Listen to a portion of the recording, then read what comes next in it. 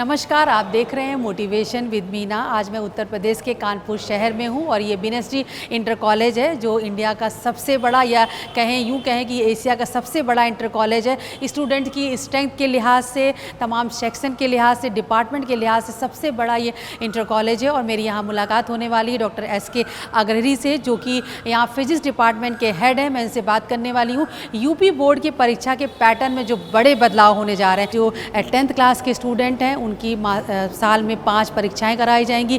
3 MCQ level के exams होंगे, 2 descriptive exam होंगे। हर एग्ज़ाम में आपके लिए अपीयर होना मैंडेटरी होगा।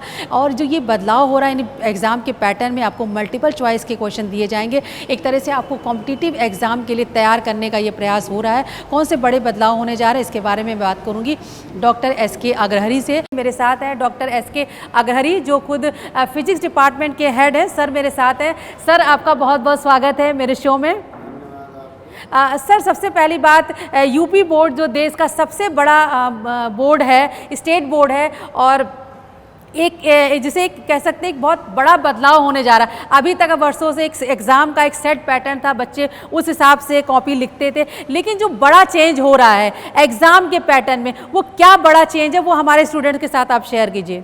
जी, आज जो चेंज होने जा रहा है यूपी बोर्ड में परीक्षा सिस्टम में, वो ये है कि अभी तक मल्टीपल चॉइस क्वेश्चन, जिसको MCQ बोलते हैं हम, तो वो नहीं था सिस्टम में, या था तो बहुत थोड़ा सा था, जैसे 2-4 क्वेश्चन हुआ करते थे। लेकिन आज की डेट में जो अब आगामी परीक्षा 2023 में जो होगी, उसमें हमारे बोर्ड ने उसमें थ्योरी और MCQ को डिवाइड कर दिया है। 30% क्वेश्चंस जो हैं वो रहेंगे MCQ से, और 70% जो है वो थ्योरी से रहेंगे।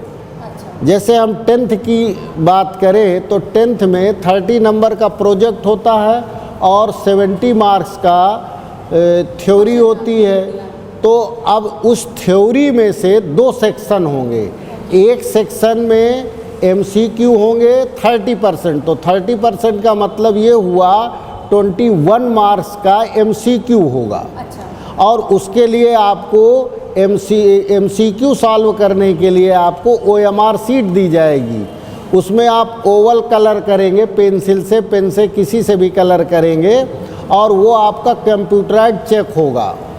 इसके बाद जो 70% जो होगा पेपर थ्योरी क्वेश्चंस के, वो थ्योरी पर बेस्ड होगा, यानी थ्योरेटिकल क्वेश्चन होंगे, जिसको हम हिंदी में वर्णनात्मक प्रश्न कहते हैं, जो आपको कॉपी पर लिखने होंगे। जैसे अभी तक लिखते आते रहे हैं वैसे ही कॉपी पे लिखेंगे। अच्छा, तो सर और वो टीचर के द्वारा चेक होगी। ओके सर, जैसे आप ये कह रहे हैं कि जो बड़ा बदलाव है कि 30% का तो आपका प्रैक्टिकल होता है, 70% से जो 30% क्वेश्चंस होंगे वो आपको मल्टीपल चॉइस के क्वेश्चंस के आपको आंसर लिखने होंगे, जिसके लिए आपको OMR शीट मिलेगी। उसके अलावा बाकी जो 70% क्वेश्चंस होंगे वो डिस्क्रिप्टिव होंगे, जैसे कि अभी तक हम करते हैं। सर ये बड़ा बदलाव है, यानी स्टूडेंट्स को आपको इस तरह से, अभी तक ऐसा नहीं होता रहा है कि आपको एक क्वेश्चन के 4 विकल्प दिए जाएंगे, 4 में से आपको एक सही या गलत बताना होगा। क्या सर जैसे कॉम्पिटिटिव एग्जाम में निगेटिव मार्किंग होती है, क्या इसमें भी निगेटिव मार्किंग होगी? निगेटिव मार्किंग तो अभी नहीं होगी, क्योंकि ये बेसिक एजुकेशंस हैं। इसमें उद्देश्य होता है बच्चा अधिक से अधिक पास आउट कर जाए। लेकिन कॉम्पिटिटिव एग्ज़ाम में जो है निगेटिव मार्किंग होती है। इसमें यह है बच्चे को एक रिहर्सल हो जाएगा कॉम्पिटिटिव एग्ज़ाम्स के लिए, क्योंकि देखा यह गया है कि जब कॉम्पिटिटिव एग्ज़ाम में बच्चा बैठता है तो कई बार वो AMR को बहुत इरेगुलर भरता है और इसकी वजह से वो रिजेक्ट हो जाता है। इसको संज्ञान में लेकर के यूपी बोर्ड ने पहली बार इतिहास में OMR सीट पर बच्चों की MCQ की परीक्षा लेने की तैयारी बना ली है। बिल्कुल। और जो 10th क्लास के स्टूडेंट हैं उनके लिए ये उनको ये जानना चाहिए कि ये उनके फेवर की बात है, क्योंकि आपको अभी से अगर क्योंकि 12th के बाद जितने भी एग्ज़ाम होते हैं कॉम्पिटिटिव, चाहे वो नीट का एग्ज़ाम हो, मेडिकल एंट्रेंस हो, या फिर इंजीनियरिंग का एग्ज़ाम हो, या बहुत सारे बैंकिंग के एग्ज़ाम भी होते हैं जहाँ पे आपको मल्टीपल चॉइस के क्वेश्चन दिए जाते हैं। क्या सर एक तरीके से स्टूडेंट्स को ये कॉम्पिटिटिव एग्ज़ाम के लिए तैयार करने की एक पहल है ये? जी, इसका उद्देश्य ही ये है कि हम बच्चों को कॉम्पिटिटिव एग्ज़ाम के लिए प्रिपेयर कर रहे हैं, क्योंकि आज जो नौकरियां हैं वो हमारी सरकार ने 10th पास वाले बच्चों के लिए भी वो सरकारी नौकरी लेके आए हैं और 12th पास के लिए भी सरकारी नौकरी लेकर के आए हैं, और डायरेक्ट उनको एग्ज़ाम में कॉम्पिटिटिव एग्ज़ाम देना होगा। इसके लिए रिहर्सल है, ये एक प्रिपरेशन कर रही गवर्नमेंट। बिल्कुल, तो स्टूडेंट्स को इसमें बहुत कोई पैनिक होने की, परेशान होने की ज़रूरत नहीं है, बल्कि ये उनके फेवर की बात है।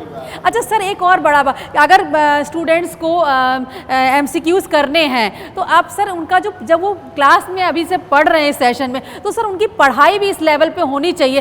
क्या टीचर्स को उतना तैयार किया? क्योंकि सर सबसे बड़ी बात जो MCQs में आती है, बच्चों को कन्फ्यूज़न होता है। एक सवाल के जब 4 आंसर होते हैं, चारों एक जैसे लगते हैं। यानी आपको क्या इन डेप्थ नॉलेज हो, पर डिस्क्रिप्टिव में तो आपके पास चॉइस है, आप थोड़ा समझा रहे हैं, लिख रहे हैं, लेकिन वहाँ पे देयर इज नो चॉइस, आपको बस टिक करना है।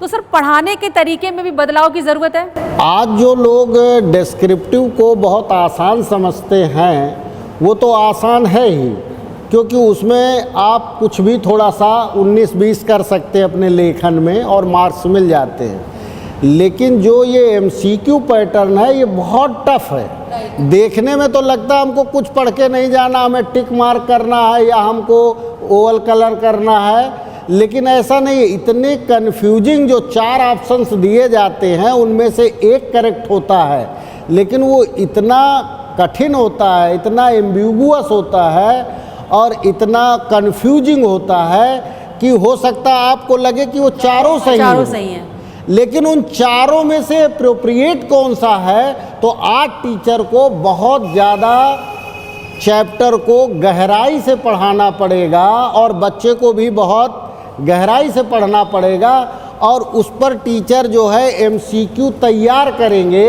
और बच्चों को क्वेश्चनायर देंगे और उनकी प्रैक्टिस करानी पड़ेगी।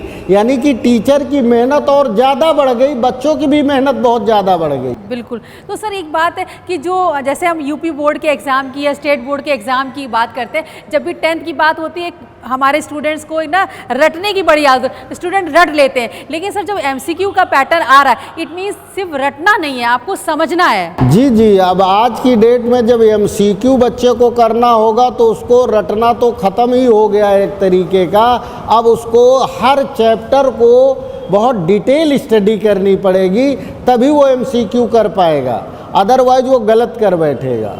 और MCQ एक तरीके का स्कोरिंग भी पेपर होगा, क्योंकि 70 मार्क्स में 21 मार्क्स जो है, अगर वो MCQ से पा लेगा तो आप समझ लीजिए कि वो थ्योरी में तो इतने ही मार्क्स पा ही जाएगा 21, तो 42 नंबर तो एटलीस्ट उसके पहुंच जाएंगे। जिसका MCQ अच्छा होगा उसी की परसेंटेज आगे बढ़ेगी।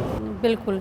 अच्छा सर एक और बात, हम अपने स्टूडेंट्स को कैसे तैयार करेंगे? मतलब कि आपको जब फाइनल एग्ज़ाम आप 10th में देने जा रहे थे तो आपको दे दिया गया MCQs, लेकिन जो 2 साल, क्योंकि ये मैं अपने स्टूडेंट के साथ ये शेयर कर दूं कि ये जो बदलाव हो वो नेक्स्ट सेशन 2023 से ही लागू होने जा रहा है। तो सर स्टूडेंट को कैसे आप लोग तैयार करेंगे? यानी जब आप उनको होमवर्क देंगे, क्लास में पढ़ाएंगे, कैसे तैयार करेंगे उनको? जी, जब हम उसको टीचर्स जब क्लास पढ़ाएंगे तो उसमें 2 तरीके के क्वेश्चन फ्रेम कराएंगे।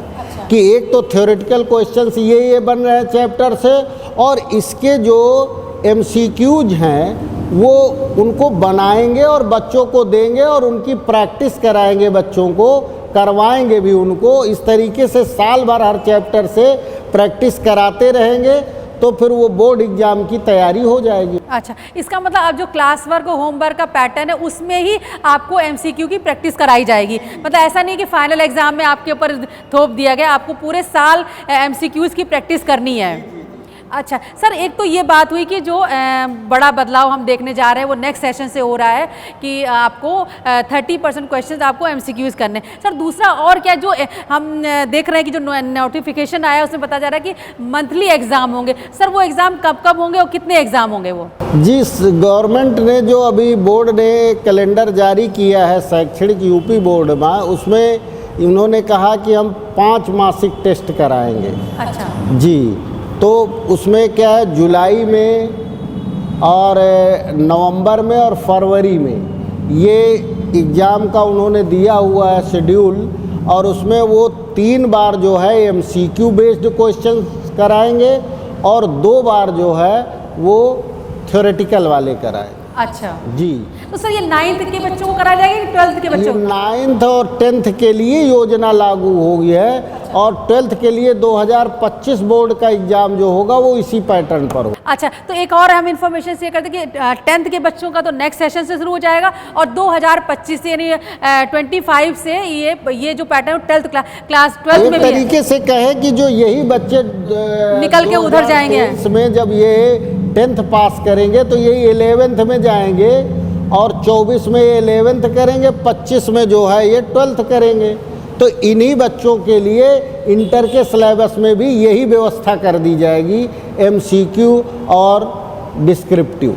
अच्छा, तो सर एक और आपने बात बताई जो मंथली एग्जाम आपने बताया कि ये क्या सर पहले भी मंथली एग्जाम होते रहे कि ये नई व्यवस्था है? नहीं, 10th में 9th 10th में तो ये योजना पहले से चल रही है, लेकिन ये 5 टेस्ट नहीं होते रहे हैं, उनके मंथली एग्ज़ाम का रहा है कि हर मंथ एग्ज़ाम लिया जाए, लेकिन अब हर मंथ की जगह उन्होंने 5 कर दिया है और उसमें से डिवाइड कर दिया है कि 3 टेस्ट जो है वो मल्टीपल चॉइस वाले, पहले 3 टेस्ट जो होंगे वो मल्टीपल चॉइस क्वेश्चन से होंगे और लास्ट के 2 जो हैं वो डिस्क्रिप्टिव क्वेश्चन से। अच्छा सर, ये जो इसके जो मार्क्स होंगे, अगर 9th के बच्चों को होमवर्क में ये प्रैक्टिस कराई जा रही है और मंथली एग्जाम में यही प्रैक्टिस, क्या ये मार्क्स कहीं ऐड होंगे कि फिर ये होम एग्जाम? बोर्ड ने इस तरीके का नहीं जारी किया है कि हम ऐड करेंगे या नहीं करेंगे, इसका कोई क्लेरिफिकेशन नहीं है, लेकिन मेरे हिसाब से अभी ये मार्क्स ऐड नहीं होंगे।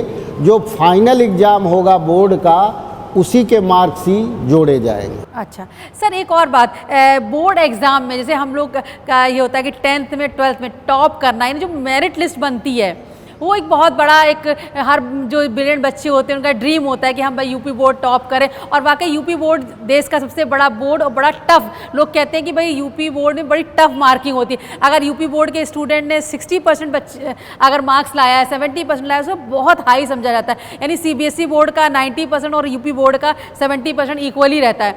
तो सर ये जो बदलाव हो रहा है, क्या आप देखते हैं यूपी बोर्ड की जो ये रैंकिंग है या जो उसका स्टेटस है वो बढ़ेगा कि घटेगा? जी, अभी तो ऐसा है कि हमारा जो ये CBSE बोर्ड का सिलेबस है ये यूपी बोर्ड में 2012 में आया हुआ है। अब ये धीरे धीरे अपना रफ्तार पकड़ रहा है, क्योंकि सिलेबस जब कोई भी बदलाव होता है तो वो तुरंत से कवर नहीं हो पाता पूरी तरह से, लेकिन अब ये देखा जा रहा है कि उस स्टेज में आ गया, कवर हो रहा है कोर्स। तो अब परसेंटेज लगभग CBSE और यूपी बोर्ड की बराबर ही आ रही हैं। दोनों ही टॉपर लगभग जो है एक ही रेंज में आ रहे हैं। जैसे CBSE में 98-99% पे बच्चा पहुंच जाता है तो यूपी बोर्ड का बच्चा भी 96 तक पहुंच ही जाता है, तो हम उसमें कहें बहुत ज़्यादा अंतर नहीं रह गया। सर ये जो बदलाव हो रहा है, हालांकि ये हो सकता है कि आपके विशेषाधिकार में ना हो, लेकिन जो हम बदलाव देख रहे हैं एक तरह नई शिक्षा की नीति के तहत देश में शिक्षा के क्षेत्र में बहुत बड़े बदलाव हो रहे हैं। ये जो MCQ का पैटर्न स्टार्ट हो रहा है, क्या आने वाले समय में आप क्या देख रहे हैं? क्या पूरा जो बोर्ड का एग्ज़ाम होगा MCQ के जरिए ही हो जाएगा? और यहाँ जहाँ तक कि जो कॉपी जांचने का, ये बड़ा यूपी बोर्ड की कॉपी जांचना सर बहुत बड़ा काम होता है। हज़ारों की संख्या में टीचर्स कॉपी चेक करते हैं, फिर उसका रिज़ल्ट बनता है। तो ये रिज़ल्ट जो सर बनाएंगे आप लोग, वो भी काफ़ी ईजी हो जाएगा? जी, रिज़ल्ट तो ईजी हो जाएगा, लेकिन इसमें एक इस सिस्टम से MCQ के जो क्वेश्चनायर हैं इनका चेकिंग सिस्टम बहुत आसान है। इसमें क्या करते हैं कि कंप्यूटर से चेक करवा देते हैं तो बहुत जल्दी चेक हो जाता है। तो एक तो ये है कि यूपी बोर्ड हो या कोई भी बोर्ड हो, सभी बोर्डों में मिस्टेक बहुत होती सिस्टम में। अच्छा। जैसे आप देखें कि हाई कोर्ट में तमाम केसेस हो जाते हैं कि बच्चे के नंबर छूट गए, गलत चढ़ गए या इस तरीके से कुछ गलत चेक हो गई, तो इसके बहुत सारे केसेस हो जाते हैं। इसकी वजह से सरकार को बहुत बार जो है हाई कोर्ट में दिक्कतें महसूस होती हैं, उनका फेस करना कठिन होता है। सरकार धीरे धीरे इस सिस्टम को मल्टीपल चॉइस क्वेश्चन से पूरा पेपर कराना चाहती है मेरे हिसाब से। तो आज ये 30% है, कल को 50 होगा, धीरे धीरे बढ़ते बढ़ते पूरा हो जाए। आज आप देखिए विश्वविद्यालय में सारा मूल्यांकन सिस्टम डिजिटलाइजेशन हो गया उसका। आपको कॉपी जो है डिजिटल माने कंप्यूटर पे कॉपी मिलेगी और आपको 5 मिनट एक कॉपी को चेक करने के लिए मिलना है। और पूरा टीचर्स ट्रेंड किए जा रहे हैं, सब टीचर्स परेशान है कि हम कैसे कर पाएंगे, क्योंकि हम करते जाते कॉपी चेक करते जाते, कोल्ड ड्रिंक भी पीते जाते हैं।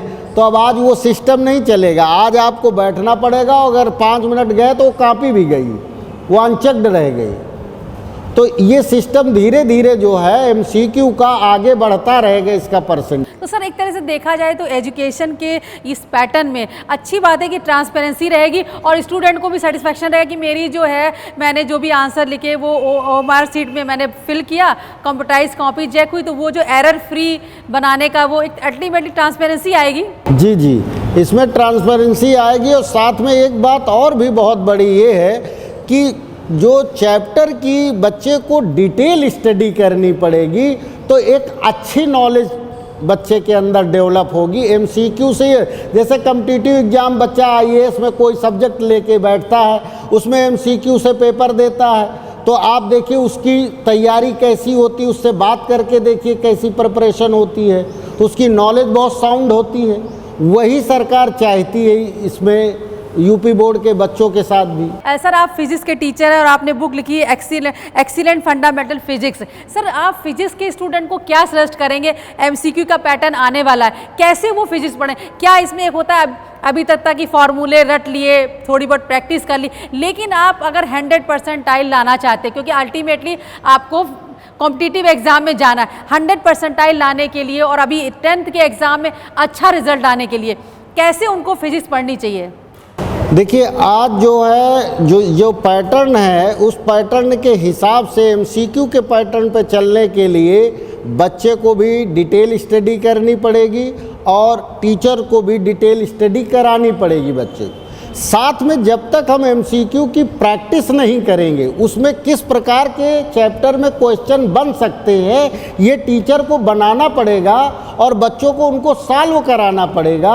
और बच्चों की जो थिंकिंग पावर है उसको डेवलप करना पड़ेगा, उससे बच्चे जो है अच्छा कर सकते हैं और अच्छे मार्क्स ला सकते हैं।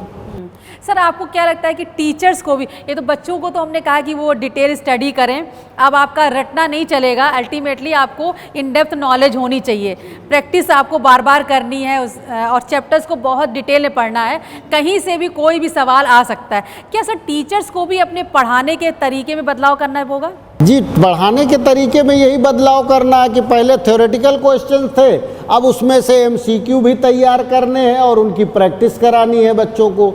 टीचर को स्वयं एमसीक्यू बनाने हैं, कोई बाहर से बन के नहीं आ जाएंगे।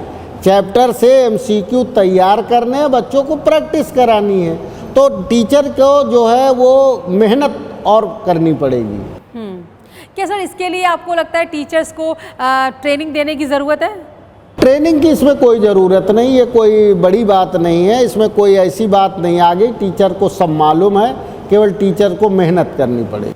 अच्छा सर, ये तो जैसे 30% है वो हर सब्जेक्ट में, आप तो फिजिक्स पढ़ाते हैं, लेकिन बस चलते चलते तमाम स्टूडेंट जो एक होता है कि बदलाव हो रहा है, इसको लेके मतलब स्टूडेंट से बड़ी चर्चा भी हो रही है कि क्या बदलाव होने जा रहा है, हम कैसे कर पाएंगे। कुछ बच्चे कहते हैं हमारी तो क्लास ही पूरी नहीं हो पाती, क्योंकि तमाम रिमोट एरियाज़ में भी सर, हमारे रूरल एरियाज़ में भी कॉलेजेस है जहाँ पर रेगुलर क्लासेस भी कई बार नहीं हो पाती, बहुत सारे बच्चे जिसको भी लेकर परेशान है। आप ऐसे स्टूडेंट को क्या मैसेज देंगे जो सभी सब्जेक्ट के स्टूडेंट को, चाहे वो हिंदी, इंग्लिश, हिस्ट्री, ज्योग्राफी, जो भी सब्जेक्ट पढ़ते हो, कैसे अपने को आने वाले सत्र के लिए तैयार करें ताकि वो बोर्ड के एग्जाम में अच्छा परफॉर्मेंस दे पाएं? देखिए, इसके लिए बच्चे को तो बुक्स का सहारा लेना पड़ेगा। बुक्स जो अब जो बुक छपेंगी उसमें एमसीक्यू क्वेश्चंस खूब होंगे और उससे बच्चे को पढ़ना पड़ेगा, स्टडी करना पड़ेगा और क्लास में भी रहना पड़ेगा। क्लास में बिना पढ़े आप एमसीक्यू भी आप रट लेंगे तो एमसीक्यू रटने से काम नहीं चलेगा। ज़रा सा चेंज करके ऑप्शन बदल दिए तो फिर आप रह जाएंगे। तो हर हाल में आपको जो है टीचर के कांटेक्ट में रहना, क्लास में पढ़ना है और साथ में बुक्स से पढ़ना है आप। मतलब आपको रेगुलर क्लास अटेंड करनी, कोई क्लास बंक नहीं जी, करना जी, है जी, और सर को, अपने टीचर को ध्यान से सुनना है। और सर जो दो व्यवस्थाएं लागू हो रही हैं होमवर्क करने की और मंथली आपको हर मंथली टेस्ट में, अगर आप वाकई बोर्ड एग्जाम के फाइनल में अच्छी परफॉर्मेंस लेना चाहते हैं तो आप एक तो मंथली टेस्ट बहुत इंपॉर्टेंट हो गया इस हिसाब से देखें जी, तो जी जी जी मंथली एग्जाम को मतलब स्किप नहीं कर सकते हैं। जी नहीं, स्किप नहीं कर सकते उसको, फिर आपको फाइनल एग्जाम में बैठने नहीं मिलेगा। सर एक और बात जैसे आप कह रहे थे कि जैसे एमसीक्यू का जो ये पैटर्न आ रहा है ग्रेजुअली और चेंजेस होने जा रहे हैं, क्या सर जो बुक्स हैं 9th 10th की वो बदलने वाली हैं क्या, कि वही बुक पढ़ाई जाएगी? जो बुक्स जो अभी ये जो सिस्टम आया, देखिए बुक्स तो सब छप चुकी हैं। अच्छा। जी हाँ, 9th की भी 10th की भी। अब इनके पास कोई ऑप्शन नहीं है क्योंकि इनकी तैयारी जो ये अभी आया हुआ है। इसके पहले ये जो है 1 अप्रैल से इनका सेशन स्टार्ट हो जाता है, बुक्स इनकी जनवरी में छप जाती हैं, तो ये इस प्रिपरेशन में नहीं है। जो जितने भी पब्लिकेशन है बुक्स के, इनकी कोई प्रिपरेशन नहीं है इस सिस्टम को लेकर के। तो सर नहीं क्या मतलब, मान लीजिए आप कह रहे हैं इस सेशन के लिए बुक ऑलरेडी, क्या आप एक्सपेक्ट कर रहे हैं कि अगले 1-2 साल में जो बुक्स आएंगी हाई स्कूल इंटर की 10th 12th की, क्या वो बुक्स भी बदली होंगी क्या? अगले साल जो बुक्स छपेंगी वो एग्जैक्टली इसी पैटर्न पर होंगी। अच्छा। जी, अभी तो ये सिस्टम आप समझ लीजिए कि ये 9th के लिए शुरू हो रहा है। भाई ये 22-23 है और ये नहीं 23-24 में इनकी एग्ज़ाम होगी, तो तब तक उनकी बुक्स भी तैयार हो जाए। अच्छा, फिलहाल बस स्टूडेंट्स को अपनी जो प्रेजेंट बुक है उसी से पढ़ना जी है। जी, उसी से पढ़ना है और उसमें एमसीक्यू हैं, ऐसा नहीं है कि नहीं है। बस ये कि इन्होंने एमसीक्यूज को जो है उसका वेटेज बढ़ा दिया है बोर्ड में। अच्छा सर एक और बस चलते थे, एक सवाल आपसे पूछूंगी। आप तो वर्षों से, काफ़ी सालों का आपका टीचिंग का एक्सपीरियंस है सर। जो हमारे एग्ज़ाम मतलब हमारी बुक्स के हर चैप्टर के पीछे जो एक्सरसाइज दी रहती है वो कितनी इंपॉर्टेंट रहती है बच्चों को पढ़ने के लिए? मैडम वो तो इतनी इम्पोर्टेंट रहती हैं, वो जो पूरा चैप्टर होता है उसका आप समझ लीजिए कि अगर वो उस पर बेस्ड जो हम एक्सरसाइज कर लें, जिसको कहते हैं उसमें एमसीक्यू भी रहते हैं और उसमें जो है वो शॉर्ट आंसर क्वेश्चंस भी रहते हैं, तो अगर उनके प्रश्नों के हम उत्तर पढ़ लें, समझ लें, तो आप समझ लीजिए पूरे चैप्टर की आपको स्टडी ही होगी। बिल्कुल, और वो एमसीक्यू करने में आपको बहुत हेल्प करेगा। हेल्प करेगा आप। तो सर ये तो बात हुई डिस्क्रिप्टिव और एमसीक्यू की। सर इसके अलावा जो प्रैक्टिकल का 30% का जो 30 मार्क्स का जो होता है उसमें क्या बदलाव, उसमें भी कोई बदलाव हो रहा है? नहीं, जो प्रैक्टिकल नहीं हम उसको कहेंगे, उसको नाम प्रोजेक्ट दिया गया। देखिए प्रोजेक्ट का उद्देश्य ये है कि जब हम टीचर एक टॉपिक अलॉट करता है बच्चों को, फिर बच्चा क्या करता है उसमें से मैटर कलेक्ट करता है नेट से और कुछ बुक्स से, और फिर उसको जो है एक प्रोजेक्ट फाइल बनाता है, उसमें लिखता है। उसमें क्या है, बहुत सारी पिक्चर्स डाउनलोड करके उसमें चिपकाता है, फिर उस पर इंटरव्यू भी होता है, वाइवा होता है बच्चे का, और इस तरीके से उसको 30 मार्क्स में इंटरनल टीचर ही मार्क्स प्रोवाइड करता है। उसमें बोर्ड का कोई हस्तक्षेप। तो सर ये जो प्रोजेक्ट वाला पार्ट है ये तो एज इट इज रहेगा, इसमें तो कोई बदलाव नहीं हो रहा है? कोई बदलाव नहीं होगा, ये एज इट इज है। अच्छा, सिर्फ जो 70% मार्क्स का बस उसमें ही 2 सेक्शन किए गए हैं, मल्टीपल चॉइस क्वेश्चन और डिस्क्रिप्टिव क्वेश्चन। और जो आपने बताया कि मंथली जो टेस्ट होंगे, मंथली 5 टेस्ट होंगे जो? जी जी, 5 टेस्ट होंगे। पहले 3 टेस्ट जो हैं वो एमसीक्यू वाले होंगे और लास्ट के 2 डिस्क्रिप्टिव वाले होंगे। Thank you sir. तो ये थे डॉक्टर एस के अगरी, जिन्होंने बताया हमें यूपी बोर्ड के पैटर्न के बदलाव में 2 बड़े बदलाव होने जा रहे हैं। एक तो आपको एमसीक्यू यानी 30% जो आपके क्वेश्चंस होंगे उनको आपको मल्टीपल चॉइस के क्वेश्चंस आएंगे। इसके लिए आपको बहुत डिटेल में स्टडी करनी है। अब जो रटने वाला हिसाब था वो आपको ख़त्म करना होगा। इसके अलावा अब 5 मंथली टेस्ट होंगे जो आपको हर टेस्ट में, अभी तक जो इंटरनल एग्ज़ाम में बहुत सारे स्टूडेंट स्किप कर जाते थे, उन्हें इन एग्ज़ाम को बहुत सीरियसली लेना है। 5 आपके टेस्ट होंगे जिसमें 3 मल्टीपल चॉइस के होंगे और 2 आपके डिस्क्रिप्टिव क्वेश्चंस होंगे यानी पेपर्स होंगे, उनको आपको सॉल्व करना है। अब जो होमवर्क का पैटर्न है उसमें भी आपको रेगुलरली इसकी प्रैक्टिस करवाई जाएगी। इसके लिए बहुत ज़्यादा पैनिक होने की ज़रूरत नहीं है, लेकिन आपको बहुत सीरियसली पढ़ना है। और ये जो बदलाव किया गया, ये तमाम जो स्टूडेंट्स कॉम्पिटिटिव एग्ज़ाम में अपीयर होते हैं 12th के बाद, उनके लिए बहुत ये फ़ायदेमंद होने वाला है। इसलिए इस बदलाव को बहुत सीरियसली लेना है। आपको सारे जो होमवर्क के प्रोसेस में जो आपको मल्टीपल चॉइस की प्रैक्टिस कराई जाएगी उसको बहुत ध्यान से पढ़ना है। मंथली टेस्ट में डेफिनेटली 100% आपको अपीयर होना है और अब क्लास को बहुत अटेंटिव पढ़ना है। जैसे कि सर ने बताया कि आपको जो चैप्टर के बाद, हर चैप्टर के एंड में जो आपको पैटर्न दिया रहता है, जो क्वेश्चन आंसर दिए रहते हैं प्रैक्टिस के लिए, वो आपको सॉल्व करना। अगर इस तरीके से आप पढ़ाई करते हो डेफिनेटली आपका 10th में बहुत अच्छा रिजल्ट आने वाला है। इसके अलावा जो 12th क्लास के स्टूडेंट हैं उनके मैं बताना चाहती हूँ, उनके जो एग्ज़ाम के पैटर्न में बदलाव होगा वो 2025 से होगा। यानी जो स्टूडेंट 2023 में 10th के एग्ज़ाम में अपीयर होंगे वही 2025 में इस एग्ज़ाम पैटर्न को फॉलो करेंगे। अब मुझे उम्मीद है कि ये दो यूपी बोर्ड के एग्ज़ाम के पैटर्न में जो बदलाव हुए हैं, तमाम जो सवाल आपने मुझसे पूछे थे आपके उनको जवाब मिल गए होंगे। इसके अलावा भी अगर आपका कोई सवाल रह गया है तो इस वीडियो के नीचे कमेंट बॉक्स में अपने सवाल ज़रूर भेजें। मैं कोशिश करूँगी कि आपके सवालों के जवाब दे पाऊँ।